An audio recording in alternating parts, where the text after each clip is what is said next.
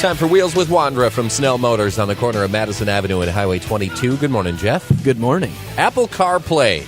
I don't Car- know much about Apple CarPlay. This isn't where we download Pokemon Go and drive around in our cars and run down the Pokemon.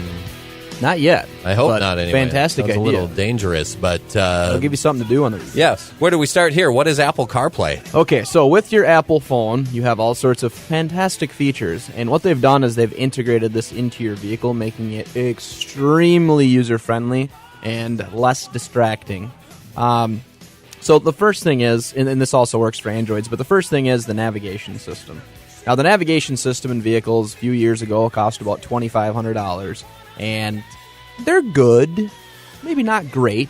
You have to buy a disc online and then get it sent to your house and put it in the vehicle and update it, and by the time you get it shipped to you, there's probably another disc that has come out in a new update because it doesn't have the road to your house and the new place. And when you look at your phone, then you tend to just say, forget it, I'll just use my phone, because I know my Apple phone has the best map system and it's always updated and I can talk to Siri and it's easy.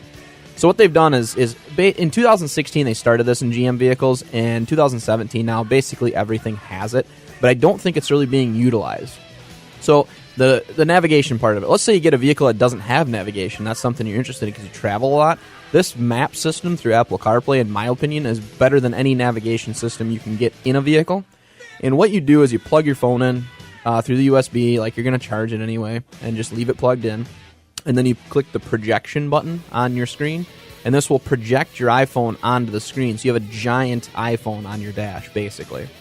So with your map system, you know that you can use Siri. She's pretty awesome to do anything. And it also predicts where you mostly go. So let's say you every morning you go to this certain coffee shop and you're in Minneapolis and you say, Siri, give me the closest coffee shop. She'll know to take you to Starbucks or wherever you go. Let's say that you have contacts in your phone with addresses. Then you can tell Siri just to, hey, take me to this person's house. And then it'll know based on your contacts. These are things that aren't really capable of a vehicle to do. Another one is calendars. Let's say you have your calendar update saying that you have an appointment at 4 p.m. at this place. It'll actually, when you're going to go put it in a navigation, it'll actually say, did you want to go here? And it'll predict where you want to go over time from your learned behavior, which is pretty amazing. So, and it's super, super simple. Siri, where's the nearest BP gas station? She'll send it in there. So it's really simple and, again, very non-distracting. Next thing is going to be the phone, obviously. You have Bluetooth, which is going to be kind of separate, but when the Bluetooth integrates through the CarPlay, it's a lot easier to listen to your voicemails, return missed calls, and do all of these things by voice command as opposed to touching the screen and scrolling through. The next one is messages, text messages. Vehicles for longer than a couple years now have the ability to read your text messages to you while you're driving, but the ability to send the text messages is where it kind of lacked. And we all know that if you don't reply in 30 seconds to a text message, you're a bad person now. I think it's the standard. Yep. So this way you can drive, you can look at the road, be focused on the road, and you can verbally give the command of what the text you want to send is, and it'll actually say, is this what you wanted to say? So it even gives you a chance, if you're going to say something you regret, to double take it and say, no, just forget it, delete it. But it works great. So text messaging out is a big, big part of that. And the next thing is music. So all of your music on your phone, whether it's in your iTunes or your different applications, it's just the ease of saying things. Like, if you want to text somebody, just say, hey, Siri, tell TJ I'm going to be 10 minutes late today.